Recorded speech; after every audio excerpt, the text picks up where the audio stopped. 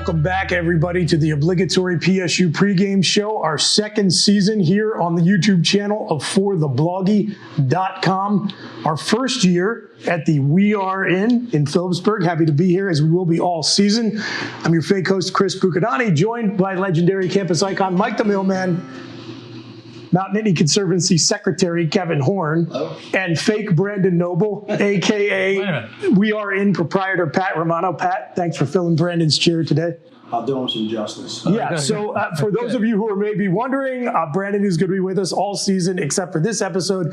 He's wrapping up his stint as defensive coordinator and assistant head coach of the Hamburg Sea Devils in the European League of American Football. So we'll hear from him in some future segments. But Pat, before we get into talking about the 2024 Nittany Lions, again, we're excited to be here at the We Are In. Tell everybody about what they can expect if they come take advantage of your hospitality here in Philipsburg. Well, you can definitely expect the Penn State spirit as we support all of our athletics. It's everywhere. Everything's blue and white. We have amazing food. We have the concession stands in the stadium too. Let's not forget about that. That's right. With cheese sticks. Oh yeah. So yeah, if you come out here, you're going to get great meals. You're going to be surrounded by alumni and sometimes former players that come out and hang out. And we have lodging available. If anybody's looking for rooms, we still have rooms available through the season. And yeah, that's pretty much it. I mean, that's the key. If you're looking for a place close to State College and a great place that'll get you in the Penn State spirit, check out the We Are In on Facebook or online. Okay, guys, big season for James Franklin and the Nittany Lions this year. I think expectations, as we discussed last season, were very high. Yep. And I kind of felt like the make or break season, Kevin, was last year with a generational defense and the amount of talent we had, but we're going to get another bite of the apple this year, maybe. Well, it's sort of remarkable how the expectations going into last year and this year seem to be about the same, right? Because it's all the same personnel. You lose some, you add some. Will Drew Aller take the step forward? New coordinators, of course, but really I think that the attitude, the sense around town, if you will, if you can quantify such a thing, is pretty close to this year as it was last year. I'm always amazed I think it's a kiss of death when you get raves about how good you're going to be this year, because you always expect to do better than what they usually do. But I still think they're going to do better than that. We know you do. Oh yeah, Mike. Yeah.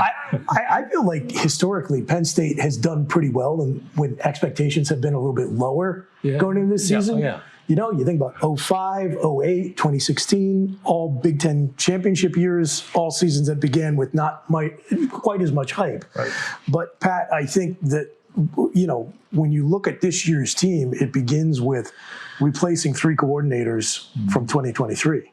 Yeah, which normally would be tough. I have faith in these guys. I really do. You know, if you look at Tom's situation, when we had Manny came in, he came from being a head coach, and now Tom's coming in, and everybody believes in him, which is wonderful. And I can't wait to see the new offense. Yeah. If Fleming can stretch the field a little bit, just a little bit more than last year, the backfield is going to go wild. It's going to be great. We're going to have that to look forward to. You talked about Tom Allen, the new defensive coordinator. So let's start talking about the defense, and we'll begin by talking about Tom. I think you raised a good point. I've always said that I think James, because of the kind of head coach he is, he benefits from bringing in a guy with head coaching experience, somebody who, number one, can basically act as the de facto head coach of their side of the ball, and also understand all the things that go into a game day. And I think the added benefits, Kev, with Tom Allen, who I like a lot from a personality perspective, is that he knows the conference and he knows the team too. He's talked about just being familiar with our personnel from having scouted Penn State. He knows how to beat Penn State with less talent. Yeah, that's right. Look, I'm not so much worried about the defense. Like Penn State's last defensive coordinator named Tom, who's signed pictures right there. It's fine. Defensive coordinator's named Tom, work out in Happy Valley. Defense is going to be fine. I think Kotelnicki's the more interesting hire. We have, other than Joe Moorhead, man, I actually feel for James Franklin a little bit. He's been extremely unlucky. We're bringing in the big names to coach the offense. Maybe not so much Shiraka, but Yurcich certainly was one of the biggest names in the market, and that guy's a loser, right? So with Kotelnicki, to get Kotelnicki from Kansas was an enormous get. Finally, we start over again. The expectations are high again for that position.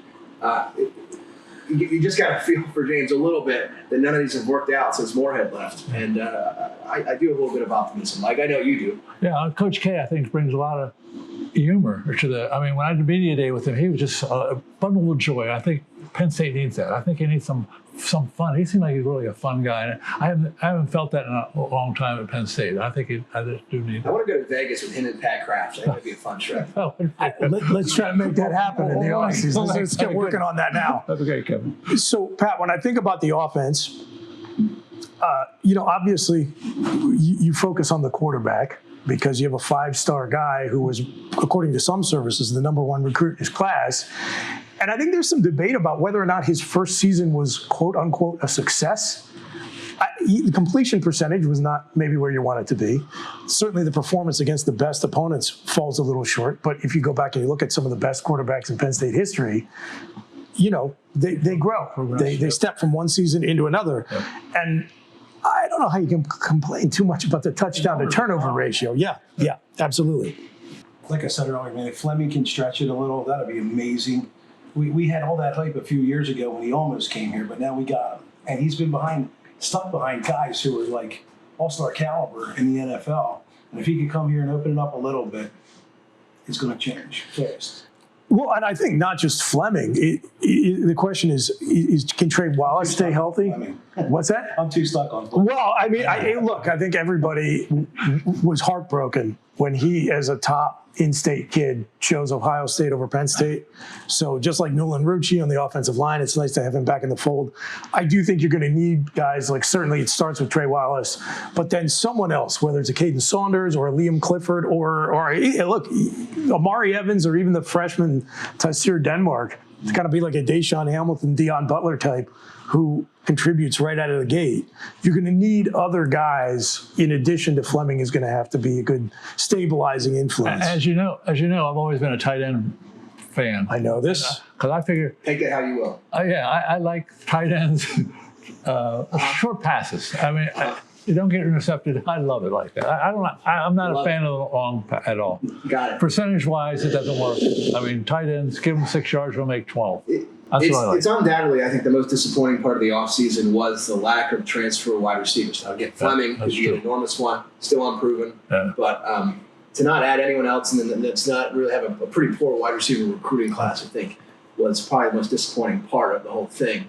Coach Franklin has been mentioning Liam Clifford quite a bit and Harrison Wallace quite a bit. If you want to do the James Franklin soothsaying, read between the tea leaves, those guys have been getting a lot of press. He leads the press conferences talking about them. I'm never going to be optimistic about that group until I see otherwise. Yeah. But certainly that has to be the biggest question going into the year. You just need a couple guys to throw the ball to. Yeah. We didn't have that last year. Yeah. Well, West Virginia is returning a lot of playmaking talent on offense. They got some young guys on the up, and we're going to need our defense to play great in Morgantown to start this season 1-0. We're going to break down the West Virginia game. We're going to do our random number generator score picks for that game, and we'll do all that on the other side. But before that, we're going to hear Mike's Trends to Treasure picks for this week. So we'll be right back here on the Obligatory PSU Pregame Show from the We Are In. Hi everybody, Mike the Mailman. This is this year's segment of Trends to Treasure. What I do every weekend on the show is provide 3 or 4 college or professional football games and follow the trend. And the trends have been very profitable for a lot of players. I would hope that everyone would start with a bankroll. I don't care whether it's $50, $500, $5,000, but you got to stay within that bankroll. I want you to be disciplined. You don't have to play every game. Well, hopefully we can make you some money this year. Now on to this week's selections. First up today, we have Temple at Oklahoma. The total has gone over for the last 5 games at Oklahoma. The total is a little high, 60.5, but I like the Temple-Oklahoma game to go over 60.5. Next up, we have TCU at Stanford. Stanford has gone 5-13 in their last 18 games. Even though TCU is a road team, I still like them to cover the 7.5. Next up, we have Eastern Michigan at UMass. Eastern Michigan is 0-5 in their last 5 games against UMass. So the play is, actually, UMass is actually a little dog. I think they're like +1, 1.5.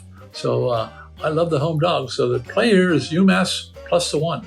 And the last selection this week will be Boston College at Florida State. BC is 0-5 the last 5 games against Florida State. So the players will take Florida State -21. Sorry, Bill O'Brien, I still root for you all the time.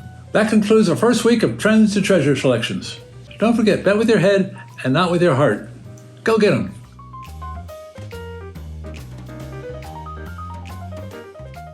Always good stuff. Oh, yeah. Mike. Oh, thank you. Yeah, I'm not putting any money on that, but I don't bet. I know. We're here at the We Are in Philipsburg. Buchanani, mailman, Horn, sitting in for Brandon Noble, who we will hear from this segment. Pat Romano, owner and proprietor of this fine establishment. We are talking about opening the season, boys, with a pretty tough matchup. Kev, I know you have your thoughts about how James Franklin likes to craft a non-conference schedule that doesn't have these sort of games, but from a fan perspective, pretty cool to renew a historic rivalry to start the season. There is nobody that's more upset about playing this game than James Franklin, despite how cool it'll be down there in Morgantown. Oh, yeah. He's not alone in that theory of scheduling about head coaches and scheduling anyone but roadkill on the out of conference, but it's still going to be a good time. I got to say though, there's no one more excited than West Virginia to have Penn State come to town, in the sense of when you're a mid-level program, you want to have that signature win. You want to just ask Tom Allen when you want to get out of that mid-level tier. There's no program you want more coming to your stadium than Penn State, coached by James Franklin in the top 10. Nobody. So that's what worries me. It does concern me. I think we dodged a bullet thanks to the college football Taliban at Big Noon making this a daytime kickoff instead of a night game, because we all know the reputation of Morgantown as a really tough place to go and play. You prepared for a pretty hostile environment, I think, if you're Penn State or a visiting fan, by the way. Yes, visiting fans should be fun down there. Won't be as bad as going to the horseshoe, I'll tell you that. But we're looking forward to getting down there. No matter how hostile the crowd is, you still got to show up and play. You got to come and play the game. And I know several times we went down to Maryland and people talked about, I think the spreads were like 3, something like that. We're winning by 40 something. I see it like that. When you said roadkill, I was thinking of their team. And they'll be shoveling them up and taking them home for dinner. Okay, all right. We're going to give our score prediction here in a couple of minutes. But I think we know where you're sitting. I will say this, mailman. I don't think I have seen in my life a more irrationally confident group of human beings about anything. I know. That at least a portion of the West Virginia fan base is about this game, and I can't quite figure it out. We'll break down the matchup a little bit, but to listen to some of West Virginia's fans talk online and on some of their podcasts, this game is like the speed bump on their way to the Pitt game, and I don't fully understand it based on recruiting rankings, based on results on the field last year, based on what we know about both teams. But Mountaineer fans think they got this one in the bag. They have no respect for Penn State at all. I mean, like you said, you hear all this stuff. People are talking about, we're going to beat them, we're going to kill them. I don't think it's going to happen, but they think it's going to happen. It's like... Well, and I think some of it, Kevin, is that phenomenon you're describing where, a lot of times now, because we have this constant churn of media coverage of everything, we take a narrative that maybe has some truth to it, we beat it to death, and then it gets overplayed, where now I think some opposing fan bases look at Penn State and James Franklin and they say, okay, this guy can't beat Ohio State and Michigan, who, by the way, are like national title contenders, top 5 teams at the time that's happening, and they're like, this guy's a total clown. He comes to town, we got it in the bag. I think they all got their jollies off watching Penn play Ole Miss in Atlanta last year, right? Which is sort of the same team. I think that got them pretty excited, especially the way West Virginia ended their year. I mean, we kicked their butt here in Beaver Stadium. It was a shutout, if I recall. But they ended up winning 9 games last year. And they had I think they won their last 5, so they had a strong ending. They bring back the quarterback, Garrett Green, who ended up doing real well. And they saw how Drew played in the bowl game. They saw how our secondary played in the bowl game. I think they got a little bit ahead of their skis on that one. I'm not going to pick West Virginia to win, but they do have a good point in the sense of a lot of these first-time starters going in a hostile environment, first game, spread's 10.5. We'll get there, but that's a big number, Mike, and I don't really love that number, and I understand, given if the only time West Virginia fans watched Penn State last year was their game, the very beginning of the year, they improved significantly, and then they watched their bowl game. I get why they're a little bit more optimistic than is probably rational. Probably true.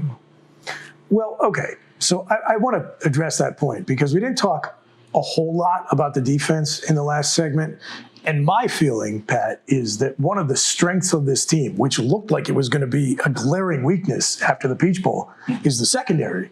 And I think it's a combination of things. It's what Penn State did in the transfer portal in the offseason, bringing in two SEC corners, but I think specifically I look at A.J. Harris, just his pedigree as a recruit. Oh, yeah. The fact that he spent a year in what is the marquee championship caliber program in the country at Georgia, and he looked like a stud in the blue-white game. The only glimpse we have had of A.J. Harris in Penn State uniform, he looks like cornerback one. He looks like everything he was promised to be. And then you look at, Davian Collins is a Mississippi State transfer from last season who has been coming on. So the transfer portal group looks pretty strong. And I think, listen, I understand that the very, very young corners got cooked in that bowl game last year. Put yourself in their position. They're told, okay, you guys, after spending the whole season as reserves, who looked pretty good in spot duty, you got to go up against one of the most potent passing offenses in the country on short notice. Good luck. Without their coordinator. Yeah. Because that's another thing that went Yeah, through. very good point. That's right. Very good point. That's right. We marched into there with some guys who were a game time decision, whether they were playing or not. Absolutely. We found out sitting in the stands, and you're down two coordinators. Yeah. Going into a tough game like that in a real tough environment, that was rough. I was there. It was rough. It was rough. It worked out for Caleb King too, right? That was great. Has he got? Anyway, it's mid-season form. no. Well, West Virginia's looking for guys to catch the ball too, right? Yeah, in many ways, our teams are very similar, other than like the extra star on all of our players, talent-wise. But same kind of weaknesses, same kind of question marks going in. Quarterback that was good, not great, that still needs to take the next step, and no one really to catch the ball other than the tight end that is really that evident. But I think I had more rushing yardage than passing yardage last year, if I recall. And they have a two running back system as well. Yep, that's right. It's not too bad. So I don't know. I wish we played them third week instead of first week. I wish we had a couple of acting games under our belt. Too, before we went down there. But now the one encouraging thing is you look at the last few years. That Auburn game in 2022, not the first game of the season, but a very hostile environment early on. Penn State goes on the road, gets the decisive win. But they've had to open at Wisconsin against a very solid Badgers team. They had to open at night at Purdue, which, say what you want about Purdue football. West Lafayette can be a pretty imposing environment, especially at night. And those were tough games, and Penn State went 3-0. In all of them. So when I look at how prepared the team has been coming out of summer camp into some tough early road tests, that gives me confidence about this game. Like I said, I like the matchup of our secondary against what they think is an improved young receiving core of West Virginia, and I like the depth at safety as well. I think, I just love the Tom Allen hire. One of the things I love about him, and Andy Kotelnicki too, is both of these guys got it done at programs where they did not have 4- and 5-star talent at their disposal. And so Allen's ability to put guys of different skill sets in position to succeed and move them around, I love what we have in the safety room and what that brings. So we're going to get into our score predictions for this, Pat. We call it our random number generator segment because who cares about score predictions? Everybody loves score predictions. Who really cares? We want to shout out our other sponsors this season. Anti-Fragile Brewing Company is back again doing some of the best craft brewing in the Nittany Valley and a full-service bar right in the heart of downtown State College on Calder Way. We want to thank Dr. Stephen Murphy and the crew at Concierge Medical. You can get an in-person appointment or an online consultation. Just go to conciergemedical.ai. But Mike, it's time for us to do our predictions. Yes. And you look like you're raring to go. I'm raring, yes. But I'm going to cut you off. I'm going to let Brandon Noble, quasi live from Hamburg, Germany, do his. So let's hear from Brandon first. Hey, what's going on, guys? All the way from Hamburg, Germany. Last weekend here, getting ready to come home. Super excited to be back in the States for the kickoff this weekend of Penn State football season. Obviously going down to West Virginia, which the boys have been talking about. I'm not sure if we're still calling it the random number generator, but last time I was on the show, that's what it was. So here we go. I'm going to say Penn State 31, West Virginia 17. I think it's a good football game. I think it'll be a lot of fun. I'm excited to see the Nittany Lions play this year. Definitely going to be up in State College a couple extra times. So that's it. We are.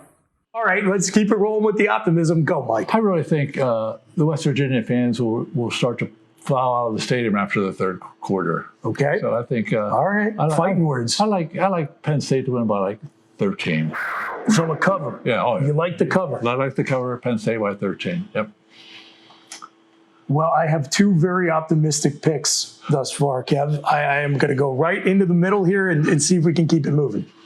Who knows? I mean, 10.5 is too many, I think, on the road, despite what happened last year. Let's say 28. Let's see, what's the average number of teeth in a West Virginia fans now?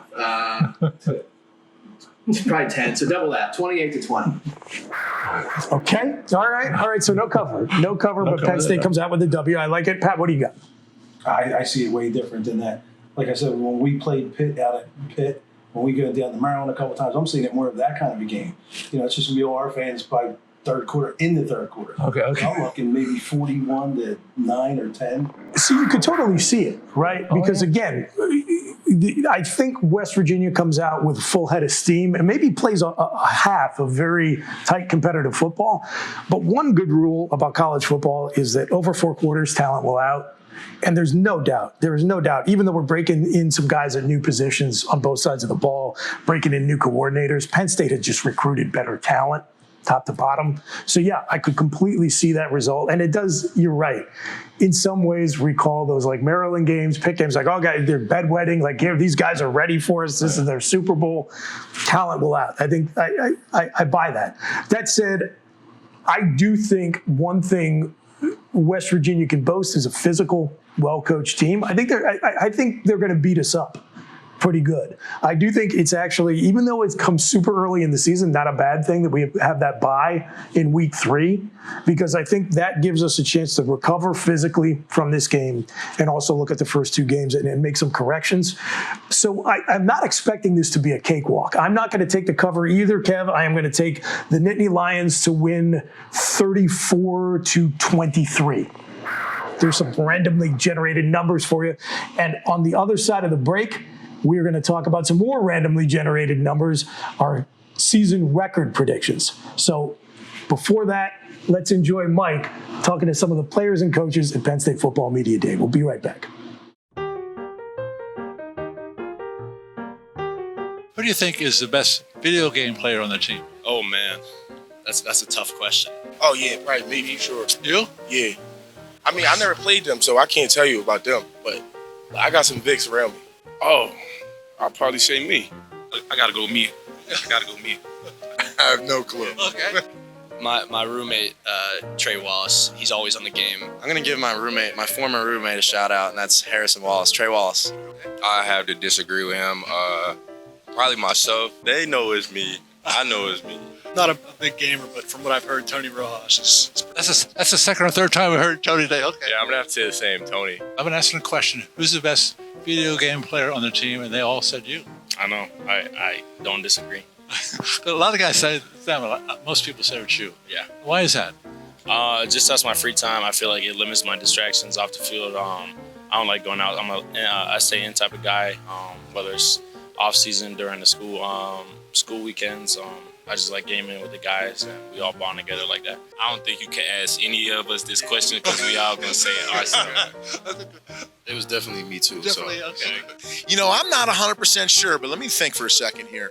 That's a great question. Who do I think probably sits there and does it a lot? Well, if we're talking like Call of Duty, probably me. If we're talking like NBA or something, probably this guy over here. For whatever reason, this face showed up first in my mind when you asked that question.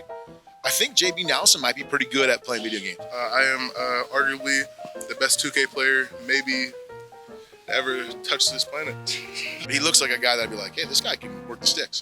Yes, I strongly agree with that. Every player I've interviewed said them. They said, it's me. It's me. Yeah. Now, if we're talking sports games, I'll give it to JB. Unless we're talking UFC. UFC, I'm the undefeated GOAT here. Nobody on this team can touch me. Now, if we're talking shooter games or team-style games, objective-based, I will also say myself. Okay. I'm very dynamic. Who do you think's the best dancer on the team? These are tough questions, I realize. That's a tough question. Actually, it's not tough. Tyler Warren. Who do you think's the best dancer on the team? Ty Warren. How do you feel about playing for Penn State University? It's an honor and a blessing to put on these traditional uniforms and playing for a school like this, but also representing the home state where I'm from, of PA. It's truly an honor. They love you, Michael. Oh, good. I'll still give you a medium. We had a good time. We had a good time. Awesome. It was fun. I heard that you had to sneak in for this one. Oh, yeah. Yeah. They didn't let him in the front door. Trust me. Well, we're here at the We Are In. It's Obligatory PSU Pregame show. We want to thank Pat for having us here, not just today, but all season. We can make the announcement. We're going to be live going forward on this show, which is exciting, a new thing for us, more opportunities for us to screw up and ruin everybody's day, which is what we love to do. We want to thank Dr. Stephen Murphy and the team at Concierge Medical, folks at Anti-Fragile Brewing Company in State College. All right, well, 9th season, 9th set of record predictions. We were talking a little bit, boys, before we started this segment.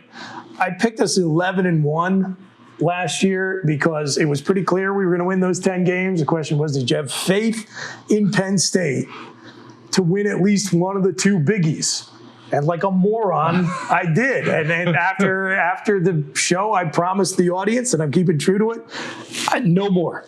No more now. We're going to pretend this is the SEC, and you're in Missouri, and you got to show me. Penn State's going to have to show me. So we'll get to my prediction here in a moment. But I want to talk a little bit about the schedule and where you see the inflection points for Penn State. Kev, when you look at Penn State's slate this year, what are the games that stand out to you? It's a favorable schedule. It really is. I mean, the Big Ten's still down a little bit. We're fortunate that Kalen DeBoer left Washington, although Jed Fish is a heck of a coach. Washington's a little bit down, and they were not going to be down. Obviously, Ohio State's on the schedule. We don't play Michigan.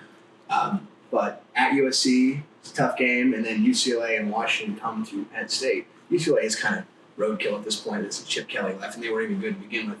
But I do, Washington. Other than that, though, the Big Ten's still down, and Penn State plays a ton of historically Big Ten West teams this year. Purdue and Minnesota, Illinois. I think there's a majority Big Ten West in the schedule compared to Big Ten East. There's hardly any Big Ten East in the schedule. I think Maryland and Ohio State. So, in that sense, I mean, those teams are terrible, and it'll be a little bit of a cakewalk, I think. I don't want to hear anybody talking about, you got to go on the road to Minnesota or Purdue. I don't care where it falls in the schedule. If you want to talk about your team as a playoff contender, I don't want to hear any hand-wringing over, we got to go to Minnesota. Well, you were not at Minnesota when we last time. I was not. Now, they had a better team that year, for sure. They sure did. Michael, yes. What stands out? I think Kevin's right about the USC game. That could be a little tough. USC is probably one of the better teams. That's the inflection point of the entire season. I think By the way, the same weekend that Ohio State goes out to play Oregon. Oh, wow. So there are two games. That's great. With the new teams versus two of the traditional powers. Wow. That same weekend out on the West Coast that will shape the entire college football season. Absolutely. In mid-October. Pretty cool, actually. Well, Penn State will take care of their side. I don't know about Ohio State, but I know Penn State will take care of what they have to do. So I'm not worried about that game at all. Not at all. I kind of have an inkling of where you're going to go on your record prediction. Oh, yeah. Pat, okay. How do you see the schedule breaking down for Penn State? This year we beat Ohio State. We take them down. Stop. Stop. No, stop. Pat. Okay. I guarantee you. I don't gamble. I win money on it. You're giving me the Joe Namath now. Yep. And you were basing you're basing this on what? You were basing this on vibes, or you're a Penn State fan? You've got a wonderful establishment here in Philipsburg with all this great Penn State memorabilia on the line. This was on Joe Paterno's desk, was it not? This model of the stadium. This is what I was a freshman. The South End's not closed off. Let's be realistic with the audience. You are guaranteeing. Guaranteeing. Wow. We're winning. My fear this year, because we sit at home after the West Virginia game. There's a gesture I want to make, but I don't know if it's allowed even on YouTube. Anyway, go ahead. So after the West Virginia game, we have 4 home games and a bye in between there. We go nowhere for 5 weeks and then hop on a plane 3,000 miles to USC. Yeah. We haven't really fared well against USC out there. No, we've never beaten them on the West Coast. Nope. Not once. Rose Bowl or in the Coliseum. It's rough, and that one, I think if that was played on a neutral site, we crush them. But it's just, I'm afraid because it's their first long distance travel. Yep. And that early in the season, have we ever done that before? Traveling 3,000 miles, I doubt before that. a ball game? Yeah. We've had some home and homes with them where we've gone out And I got there. another thing too. I was talking to Blair Thomas because I was looking at some old programs, and the last time UCLA came to Penn State was October 7th, 1967, the day Blair was born. Wow. It was Joe Pa's second season. How about that? Yeah. Wow. All right. Well, we're going to not quite so randomly generate some numbers now. We're going to give our season record predictions. And I said I wanted to do this in descending order of negativity, starting with the most negative, which I think is going to be my record prediction, which is going to make the Penn State fans in the audience hate me. But that's okay. That's fine. If they listen to the Obligatory PSU podcast, which if you don't, you should, wherever you get your podcasts. They already hate me because I talk about cutting the Olympic sports. But I got the Nittany Lions at 9-3 this year and missing the playoffs. And this is why. College football, as much as it's changing, and it's changing a lot this year, is still a sport of traditions. And Penn State losing to Ohio State has become a tradition like and no other. I don't like the historical precedent or just the logistics of that road trip out to USC. And then when I look at the schedule, I am concerned about tough road games. This West Virginia game, which we all picked Penn State to win, still is one where they could get trapped just because it's so early in the year, hostile environment, and a team with some talent and a very good quarterback. The road trip to Madison scares me a little bit, even though, we don't quite know what Wisconsin's going to be. They could be a little bit down, but that's a tough environment where still Penn State has historically fared pretty well. But you're replacing both of your tackles. You're replacing all of your coordinators. And again, I told you folks, until they see it and until I see it and they do it, I'm not going to sell you any more snake oil. So please, for God's sakes, Penn State, prove me wrong. But I got them at 9-3. Kevin, where you at? Well, Chris, I'm going to say some nice things before I agree with you. Please do. Which is, we've had sponsors in the past that frankly I've not supported, but we've had to pretend because they're paying us. This year we don't have to pretend, right? 100%. Dragon's back. Yes. Their beer is the best in state college, and it's great, Pat, that you've jumped on. Everyone talks about your cheesesteaks and everything else. I've been out here a bunch. I learned a thing a long time ago is when someone calls their Italian like marinara sauce, when they call it gravy. Gravy. That's right. Order that. When it says gravy, Order it's that. actually just red sauce. That's right. Order that. I learned that a long time That's ago. true. So we don't have to pretend this year. And I've never used the good doctor, but I'm sure Mike has because he's old. And I'm sure he does great work. Catching strays here. What did you do? That's okay. I'm used to it. So those are the nice things we are in. And Pat's a hell of an innkeeper, but he doesn't know how to predict the football season. Because we're also going 9-3. Ohio State, USC, and one inexplicable, insane Michigan State, Minnesota-esque loss that we shouldn't lose. That when with Drew Aller going like 7 for 24, and then we'll be talking about off season about how much we hate everything. That's my prediction. I hope I'm wrong. Who knows? 10-2. People are saying 10-2 playoffs. Penn State. No one's going to benefit more than Penn State. 10-2 might not get you there. Yeah. That's an important point. Yeah, we'll be on the fringe because of the schedule and because of the number of SEC teams that could end up 10-2 because they don't all play each other. Again, Penn State in this era, and again, people malign us for being anti-Franklin. I'm so glad he's our coach. He should be our coach for as long as he wants to be our coach.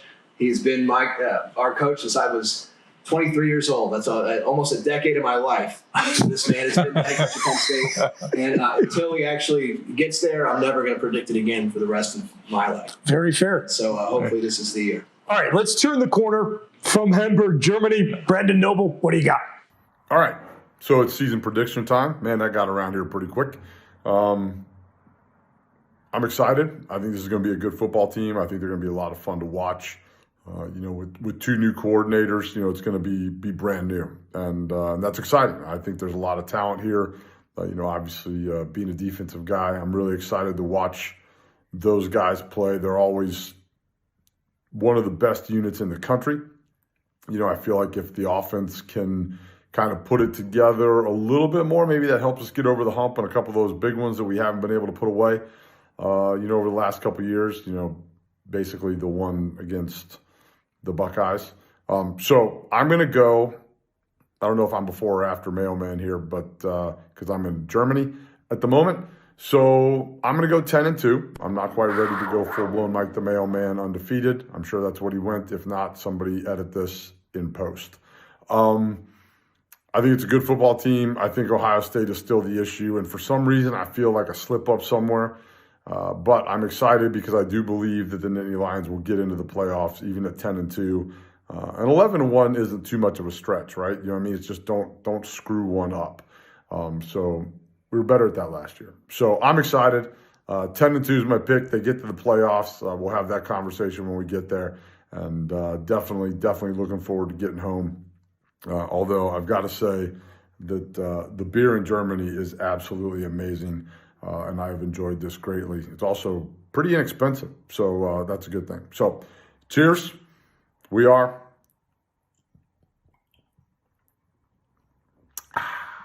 Okay. All right. And listen, that guy calls it like he sees it. He's been on both sides of the coin over the years.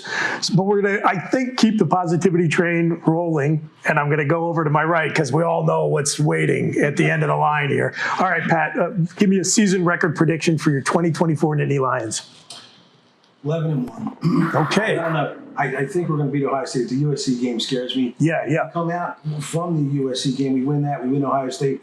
I agree with Kevin that we might just, have an off week and lose to one of the games that we shouldn't have. We've been very good in those games, but coming off of an Ohio State win, I'll never forget 2 years ago when we had that tight knockdown, drag 'em out game against Ohio State. We lost the next week to Michigan, and Ohio State got killed by Iowa. Yeah. So you get into one of those battles.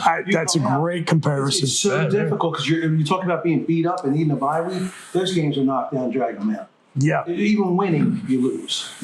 Yeah, very, very good point. It is interesting when you look at the way that shakes down. Fortunately, I think the second bye week of the season, every team has 2 byes because of the way the conference realignment has gone. The first bye a little maybe earlier than you'd like, but again, I actually see it as a positive. It's a good thing Penn State gets the break between the 2 road games at USC and then at Wisconsin. But if you are riding that emotional high, if you can get that W against Ohio State, again, hardy har, but you're guaranteeing it. You got Washington coming into the building for the whiteout the next week, and then you've got those back-to-back games against the historically Big Ten West teams on the road. You do worry a little bit about getting tripped up. So, yeah, I think it's a fair point. But 11-1 almost certainly gets you into the Big Ten championship game. And if it doesn't, it's because both Penn State and Oregon only lost to Ohio State. And in that case, depending on how the playoff committee deals with a conference championship game loser, maybe Penn State goes 11-1, doesn't go to Indianapolis, and just sits at home, rests, watches on television, and gets themselves a home playoff game. Sign me up for that. Honestly. Yeah, 100%. 100%.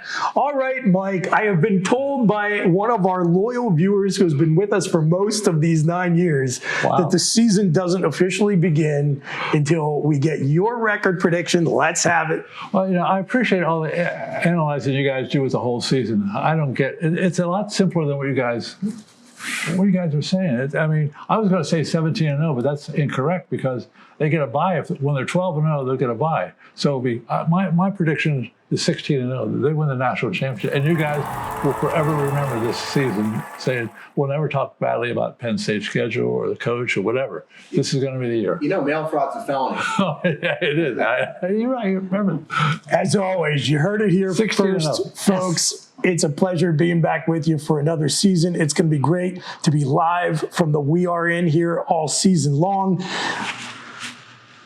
Yes. For legendary campus icon Mike the Mailman, for Pat Romano and the We Are In, Kevin Horn, Brandon Noble coming to us. Brandon Noble coming to us from Germany. I'm your fake host, Chris Buchanani. We'll see you next week. Go State. Beat West Virginia.